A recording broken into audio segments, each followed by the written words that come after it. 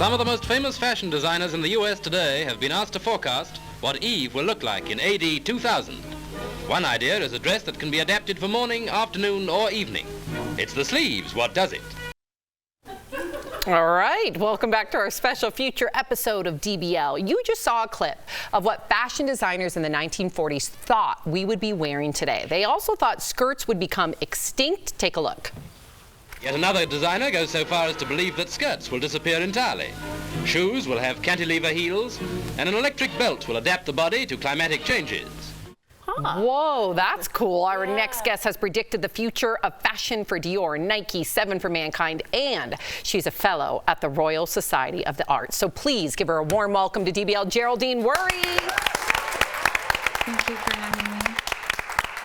So glad you're here. We love fashion on the show. I love fashion, so I got to ask you, as a fashion futurist, what exactly does that mean and how does that work? Does that mean we're all going to wear the same thing? I hope so. A uniform.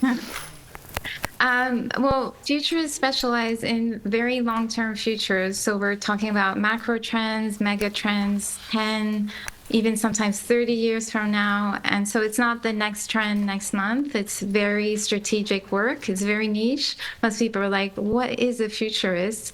But it's really working in the long term using data, AI, social listening, cultural theory, a whole host of methods because we're considered a soft science.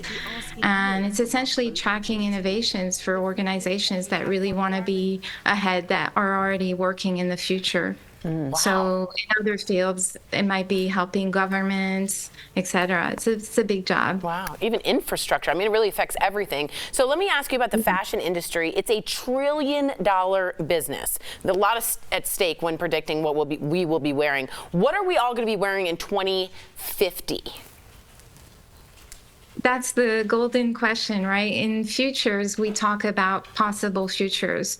So it depends also on the next big events, what we call wild cards. For example, if climate change completely modifies our environment. But I think the fashion will be a mixture of fantastical, bringing inspiration from every era and our imagination. AI is really going to explode that kind of creativity, but it's going to be highly functional, giving us instant biofeedback for our well-being, mental health, or environmental aggressors. We'll be able to grow our clothing. We'll be able to 3D print our clothing.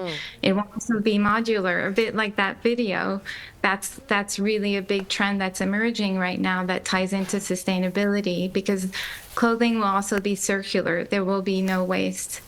Ooh, wow. I love that part of it. Well, see, it seems like trends are cyclical. They're always coming back. So which ones do you predict will make a comeback and which ones do you predict will stay in the past? Yes, fashion is very cyclical. It reuses and innovates all at the same time. And the thing is that in the past decade, what we've seen is the silhouettes and the aesthetics are not changing that fast. And there's a lot of uniformity. So I don't think that's going to end, actually, but I think it's going to be much more about the atmosphere we're recreating. And just, it's not necessarily going to be about the decade, but about the world we want to recreate or escape to, whether that's a sci-fi world, a lush natural world. And all of the eras will blend. We'll see references to all of the eras together because we're going to really be able to create entire worlds in fashion with the types of technologies we have access to today. It's so cool. And you brought up something earlier that struck a chord with me when you said zero waste, because mass producing clothing at a low cost is called fast fashion, and it's one of the highest causes of pollution in the world. Do you think the fashion industry needs to change? Will we see this zero waste, or is this just kind of like a loose prediction from you? No, it's happening. And I've been tracking this for over a decade, by the way. And when I used to talk about sustainability, people would tell me, well, what are you talking about? But now we're seeing it gain huge traction. In France, they're planning on putting big taxes on fast fashion brands. And it's a major concern because according to different numbers, we're either the second or the sixth biggest polluter in the world. So expect fast fashion to be taxed. And sustainability, by the way, is not just about your carbon footprint and how you pollute. It's also about the way the workers are treated. If it's very cheap, how do you think it's made? Right. And who do you think is making it? And we have to remember that essentially fashion is culture. Fashion is self-expression and identity. It's not fast food. And the fast fashion market exploding is a perversion of what fashion really is about. And it's not like food that you can throw away. It's throwaway clothing, except it never disappears. It's eternal waste. So now governments are really, really starting to ban this.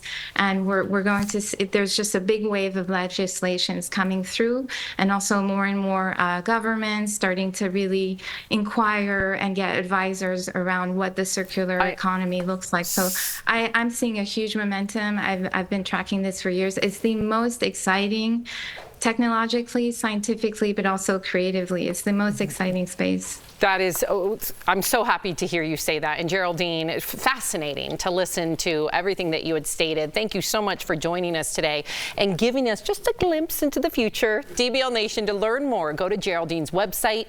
Thank you again, Geraldine. Appreciate you. So cool. We'll be right Thank you. back. Amazing.